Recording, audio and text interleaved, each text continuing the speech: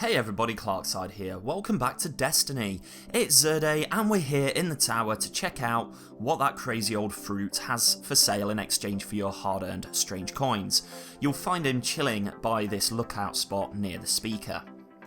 Starting as always with the Curios, we have the Emerald Coil and Stealth Drive for upgrading your rare blue quality sparrows. Heavy Ammo Synth are 3 for 1 strange coin, 3 of coins come in a bundle of 5 for 7 strange coins, and then we have 3 glass needles for a whole bunch of spare change and pocket lint. Most of light will cost you 2 strange coins. Titans, this week you get the Immolation Fists for your Sunbreaker subclass. It comes with a straight intellect build starting at 57 and maxing out at 70. Side perks are increase strength and increase intellect. Rain Blows for faster melee attack speed, momentum transfer for bonus melee energy on grenade hits, and then we have hand cannon loader and fusion rifle loader for faster reloads.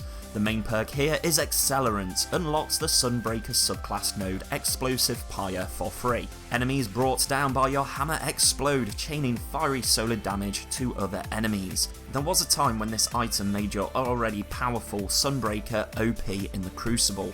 Because of this item, you can equip the Flameseeker perk at the same time. Following the nerf to Sunbreakers, this is nowhere near as potent as before. In fact, you almost have to have both Explosive Pyre perk and the Flameseeker perk enabled to go toe to toe with some of the other supers in the Crucible. Before, it was just a luxury. For PvE content, this isn't really necessary at all. I would rather equip the Armamentarium or no backup plans and enable the Explosive Pyre on my skill tree. This of course means losing out on the Flameseeker perk, but who really needs that in PvE anyway? I've got a lot of love for this item. If you're going to pick it up though, you might want to pick up some glass needles to re-roll those perks. Hunters, you get the Radiant Dance Machines. The last time we saw Xur sell these was back in December, not too long ago at all. This time around we've got a split between Intellect and Discipline for the stats. Intellect starts at 43 and maxes out at 61, Discipline starts at 37 and maxes out at 55. For side perks we've got Increased Intellect and Increased Discipline, Fusion Rifle ammo and Machine Gun ammo, and finally we've got double down on every burn type. We've got Arc, Solar and Void, making these boots a truly subclass neutral item. These boots make an excellent companion for the Mida multi-tool. The main reason being is this perk right here, the Dance. You move more quickly while aiming your weapon. The mobility of this combined with the Mida is incredible. You can shoot in ADS whilst moving about at almost running speed. It makes some pretty fast paced and smooth gameplay if you're more of a run and gun type of player. I've dabbled with that combo and personally I've not made it work for me, but I know that some other players who are more proficient in the Crucible have been able to slay with it. It's certainly a combo every PvP player has to try at some point, even if it's just for shits and giggles. Anyway, I'm babbling. The Stag. I forgot that this item was even in the game. Warlocks, you get shortchanged this week I'm afraid. Stats wise, we've got an even split between Discipline and Strength, both start off at 33 and max out at 48. For side perks we've got Increased Discipline and Increased Strength. Ashes to Asset, gain bonus super energy on grenade kills. Second Thoughts, gain bonus super energy from special weapon kills on minions of the darkness, and then on the end, better already, shields start recovery immediately after orb pickup. For the exotic perk we've got Do or Die. Once per life, your super charges faster when your teammates are dead.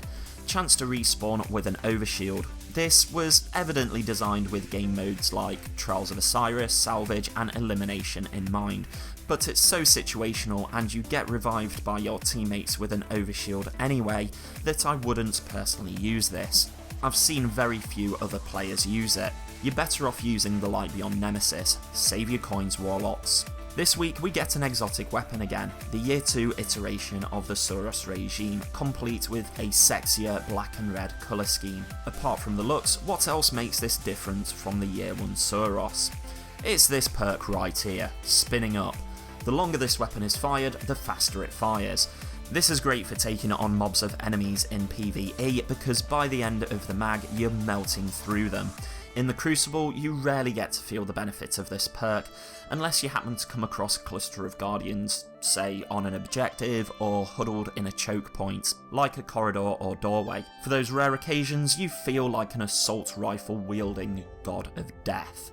The rest of the perks are almost the same. The only one that has been taken away is high caliber rounds. I guess that may have been overpowered with spinning up. Barrel perks are field choke, linear compensator, and smart drift control. A lot of that comes down to personal preference, but I usually go with smart drift control for the extra stability. Focused fire is still there for those of you who loved the Suros just the way it was in year 1. When zoomed, this weapon fires slower, but causes additional damage. The exotic perk is Suros Legacy.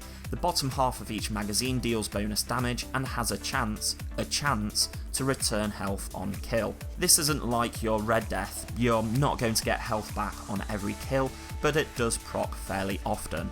I wouldn't play as if you count on that regen, like you can do with the Red Death, but when you do get that health back, it is very welcome. The additional damage in the bottom half of the magazine makes the spinning up perk particularly potent if you combine those two. On the end, we have Hammerforged for improved range and accuracy, and Lightweight for extra agility. I tend to go for Hammerforged to offset the range lost on Smart Drift control, but again, those two perks come down to personal preference more than anything. I enjoy using the Suros regime. It's not a gun I would use if I'm trying to be really competitive, but it's a fun weapon for fooling around in casual Crucible matches. I would still love to see auto rifles get a little bit more of a buff so weapons like this have an opportunity to really shine. Finally, our legacy engram this week is the special weapon engram for 31 strange coins. I've got another Destiny video coming up a little bits later on today, so make sure you keep an eye out for that. I'll be talking about my Iron Banner Rift experience from the last week and showing you some of the best loot I got from that. And that, my fellow Guardians, is a wrap. I want to thank you all for watching. Drop me a comment and a like if you found this video useful.